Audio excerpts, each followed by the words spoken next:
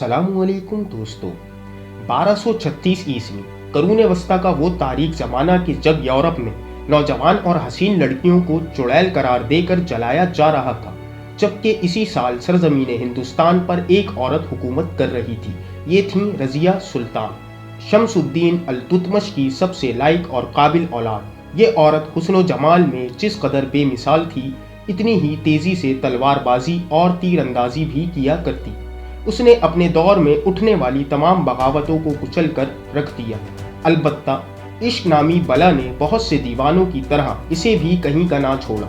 सुर्ख सफ़ेद और लहीम शहीम तुर्क और ईरानी उम्रा के बजाय इसने जमालुद्दीन याकूत नामी हबशी को अपना महबूब चुना, और न सिर्फ इसी गलती की बिना पर हिंदुस्तान के तख्त से हाथ धोए बल्कि अपनी जान भी गंवा बैठी।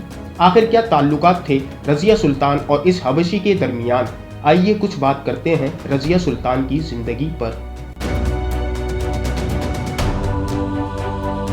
यूं तो सुल्तान शम्सुद्दीन अल-तुतमश के बहुत से बेटे थे, लेकिन इनमें से कोई भी इस लायक न था कि वो हिंदुस्तान के तख्त पर बैठकर इसे अंदरूनी और बैरूनी खतरात से महफूज रख सके। ये सब के सब अव्वल दर्जे के अय्याश, मैनोश और नौजवान लड़कियों के रसिया थे। इसके बरक्स अल-तुतमश के ज़माने में ही रज़िया सुल्तान की अक्ल फहम, शुजाअत व बहादुरी और सियासत अपने दौर के मर्दों से कहीं ज़्यादा आगे थी।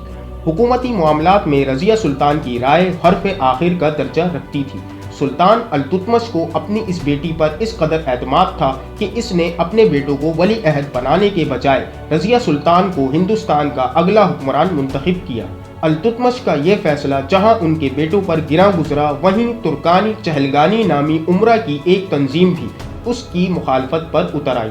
ये 40 उम्रा दरअसल हिंदुस्तान के साबिक बादशाह कुतुबुद्दीन ऐबक के वो तुर्क गुलाम थे कि जिनके हाथ में मुल्क की तमाम वजारतें थीं। रज़िया सुल्तान का बाप सुल्तान अल-तुतमश भी इन्हीं 40 गुलामों में से एक था। उनकी मर्जी के बगैर रियासत में कोई भी बड़ा फैसला ना लिया जाता था। इन 40 उम्रा को एक औरत के ज़ेरे क़यादत काम करने पर सख्त एतराज़ात थे, और इसीलिए सुल्तान अल-तुतमश की मौत के बाद और इसकी मर्जी के बरखिलाफ रज़िया सुल्तान के बजाय उसके भाई रुकनुद्दीन को हिंदुस्तान के तख्त पर बिठा दिया था। इस आदमी ने बादशाह बनते ही लओ लुआब और अय्याशियों में गुज़श्ता बादशाहों को बहुत पीछे छोड़ दिया। हुकूमती और रियासती उमूर को छोड़ छाड़ कर ये दिन भर रक़साओं के हुजूम में घिरा रहता और हर वक्त शराब के नशे में धुत औल फोल बकता रहता।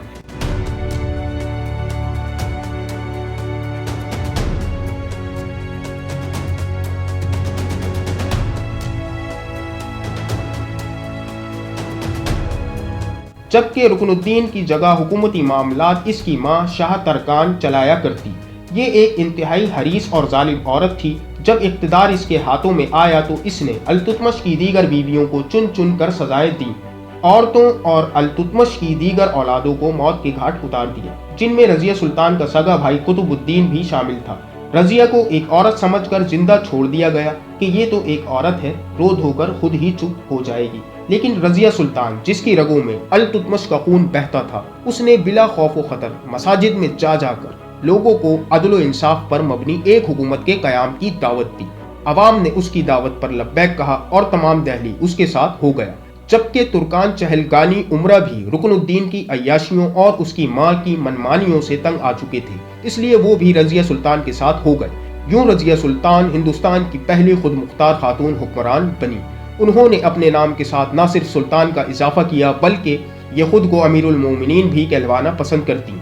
तख्त शाही पर बैठने के बाद सुल्तान रज़िया ने औरतों की तरह पर्दा करना तर्क कर दिया, बल्कि ये मर्दों का सा लिबास पहनकर दरबार आम मुनक्किद करती। रज़िया सुल्तान के हुकूमत संभालने के बाद भी वज़ीर आज़म निज़ामुल मुल्क जुनैदी समेत कई उमरा और गवर्नरों ने अलम बगावत बुलंद किया,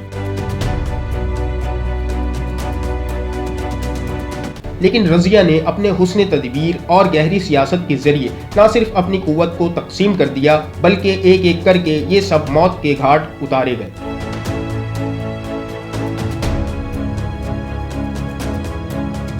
रज़िया सुल्तान ने लाख मुखालफतों के बावजूद अपना इक़्तिदार कुछ इस कदर मजबूत कर लिया था कि किसी को लगता न था कि इसकी हुकूमत इतनी जल्द ख़त्म हो सकती है। तमाम सूबों पर इसकी गिरफ्त मजबूत थी। उमरा और अमाइदीन इसकी मुट्ठी में थे। तब रज़िया सुल्तान से एक गलती सरजद हुई। ایک ایسی غلطی کہ جس نے ہندوستان پر حکومت کرنے والی اس عورت کو کہیں کا نہ چھوڑا۔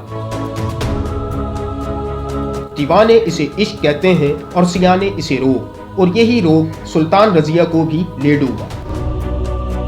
دودھ کی طرح سفید اور پھولوں کی طرح خوبصورت رضیہ کے لیے چاروں طرف سے بادشاہوں، شہزادوں اور امراء کے رشتے موجود تھے، لیکن رضیہ سلطان کی دلچسپی ان میں سے کسی میں بھی نہ تھی سوائے ایک حبشی غلام کے۔ یہ حبشی غلام، جس کا نام جمال الدین یاقوت تھا، افریقہ سے لائے گئے نہایت ہی ادنا غلاموں میں سے ایک تھا، اتنا ادنا کہ ایسے غلام صرف مال برداری اور دوسرے مشقت کے کاموں کے لیے استعمال کیے جاتے تھے۔ اس غلام کا ہندوستان کے شاہی محل میں ہونا ہی ایک بڑی بات تھی، لیکن رضیہ سلطان کی جانب سے پہلے اسے امیر اخور یعنی استبل کا نگران مقرر کیا گیا، بعد میں اسے امراء کی فہرست میں شامل کیا گیا، اور رفتہ رفتہ رضیہ سلطان کی اس حبشی غلام سے قربتیں کچھ اس قدر بڑھیں کہ اسے امیر الامراء کا عہدہ عنایت کر دیا گیا۔ بادشاہ کے بعد یہ مملکت ہندوستان کا سب سے اہم عہدہ تھا۔ اس کے ساتھ ساتھ رضیہ سلطان نے جمال الدین یاقوت کو اپنا ذاتی محافظ بھی بنا رکھا تھا، جو دن ہو یا رات ہمیشہ اس کے ساتھ رہتا، یہاں تک کہ جب رضیہ سلطان گھوڑے پر سوار ہوتی تو وہ اس کے بغلوں میں ہاتھ ڈال کر اسے گھوڑے پر چڑھایا کرتا۔ یہ تمام باتیں اعلیٰ نسل ترک امراء کے لیے انتہائی حسد کا باعث بنی۔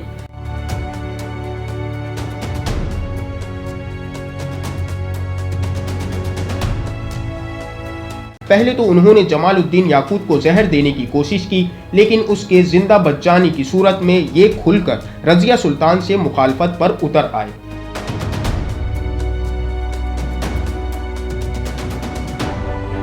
ہوا کچھ یوں کہ بھٹنڈا کے حاکم ملک التونیہ نے رضیہ سلطان کے خلاف علم بغاوت بلند کیا، اور جب رضیہ اس کی سرکوبی کے لیے نکلی تو اس کی فوج امراء کی سازشوں کے سبب اس کے خلاف ہو گئی۔ ان سب نے مل کر جمال الدین یاقوت کو قتل کر دیا۔ یہ سب رضیہ سلطان کو بھی قتل کرنا چاہتے تھے، البتہ بھٹنڈا کا حاکم ملک التونیہ رضیہ سلطان سے شدید محبت کرتا تھا۔ وہ اس سے پہلے بھی رضیہ کو شادی کا پیام بھیج چکا تھا۔ اس نے رضیہ سلطان کو صرف اس شرط پر زندہ چھوڑ دیا کہ وہ اس سے شادی کر لے گی۔ یوں رضیہ سلطان ملک التونیہ سے شادی کے بعد بھٹنڈا میں رہنے لگی، اور تخت دہلی پر اس کا بھائی معیز الدین قابض ہو گئے۔ بعد ازاں رضیہ سلطان اور ملک التونیہ مقامی جاٹوں اور دیگر زمینداروں کی حمایت سے ایک فوج تیار کر کے دہلی پر چڑھائی کے لیے نکلے، لیکن اس جنگ میں رضیہ اور اس کے شوہر ملک التونیہ کو شکست فاش ہوئی، اور یہ لوگ دوبارہ بھٹنڈا کی جانب فرار ہوئے۔ رضیہ سلطان بے سر و سامانی کے عالم میں پنجاب کے علاقے کیتھل تک پہنچی اور وہاں ایک کسان سے کھانا طلب کیا، لیکن کچھ ہی گھنٹے بعد شاہی فوج کو اسی علاقے میں رضیہ سلطان کی لاش ملی۔ کچھ مورخین کہتے ہیں کہ جس آدمی نے رضیہ سلطان کو کھانا فراہم کیا تھا اسی نے زر و جوار کی لالچ میں اس کا قتل کر دیا، جبکہ بعض کا کہنا ہے کہ دہلی کی شاہی فوج نے رضیہ سلطان کو قتل کیا تھا۔ حقیقت جو بھی ہو، رضیہ سلطان اس جنگ کے بعد قتل کر دی گئی۔